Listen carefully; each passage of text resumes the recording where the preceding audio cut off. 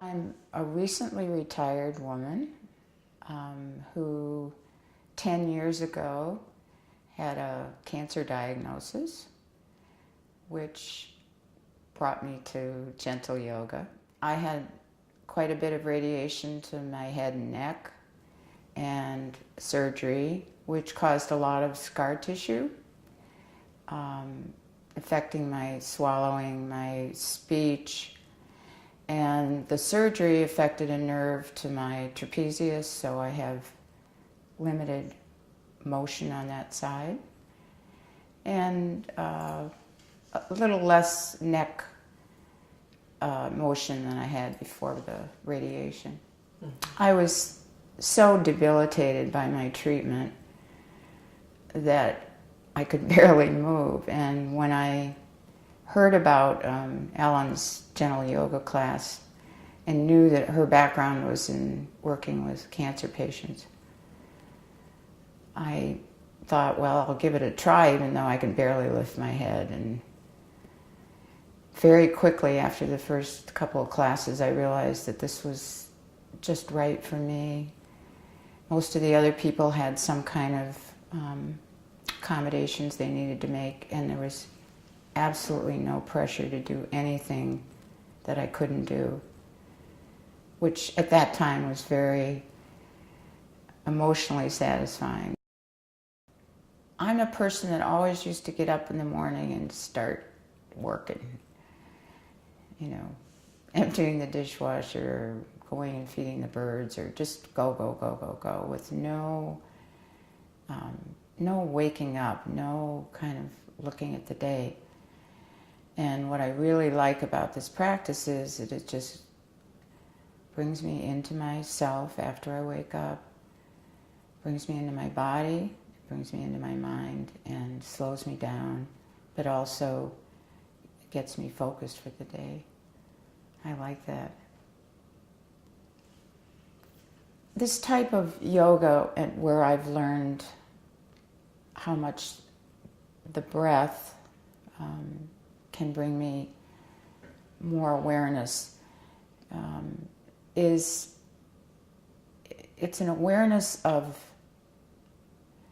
what's inside me rather than always being reactive to what's around me or what I'm seeing or what I'm hearing. I might take a breath and increase the length of my spine, just walking from one room to another. And I do tend to have some lower back problems, so I find that I can do yoga without getting down on the mat just by breathing into certain parts of my body.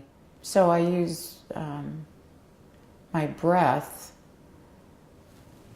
maybe to just relax, you know, my shoulders, or uncrick my neck, or occasionally I get cramps in my legs. Just, you know, breathing or doing a yoga stretch into that leg. And I think I used to think that I had to have a massage. I had to have somebody else come and do something to my body. You know, ask my husband to give me a neck rub because it hurt. And one thing that Vinyasa has done for me is to make me realize that I can do things to feel better physically and even emotionally. So it's very empowering to feel that I can do something for myself instead of going to the doctor or taking ibuprofen. And it's amazing after just a few minutes of this, or even a minute, I notice a difference. And when I do this type of yoga and focus on the breathing, it kind of makes me realize I'm part of something that is way beyond my, I don't know, my background, how I normally am. It's kind of a spiritual thing. It enlarges me because it opens my heart. I know that may sound kind of trite, but it opens my heart to myself and to the world around me. Some of the differences between the kind of yoga I was doing before and my introduction and practice of Vinaya Yoga with Ellen are the addition of chanting and meditation. And chanting was totally new to me. I laugh now. I chant in the shower. My one chant I've learned in Sanskrit. And I do it, I love it. The chanting is, it's a challenge because it's learning a language, words that I'm not familiar with, and concentrating. And at my age, with a lot of memory loss and focus loss, I like the chanting because it makes me really focus. And the meditation is just, again, something I can use anytime, anywhere. There's something about the chanting that is part of opens me up. I'm not quite sure what it is. It's sort of like it goes through me, like this. That's different than a posture or even just breathing.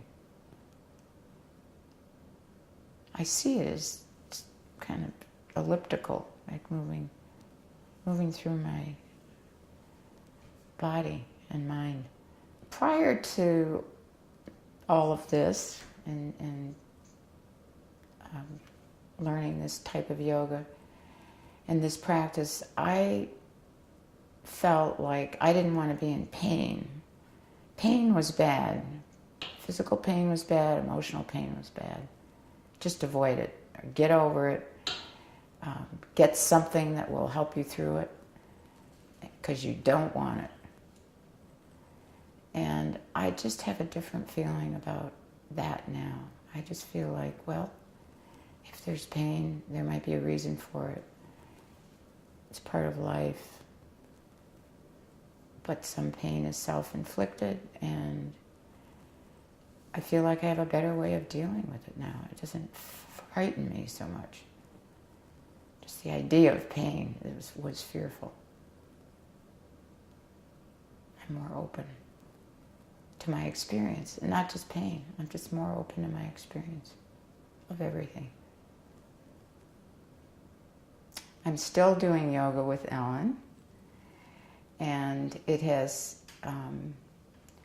increased my knowledge of yoga as a practice, and as I said earlier, my realization that breathing and breath can do a lot for energy, relaxation, and awareness of my entire body and mind. When cancer became my experience, it was negative. There really wasn't anything positive about this. It's like, I'll get through it. I'll get through the treatment, and I'll get through it. That's about how I was approaching it.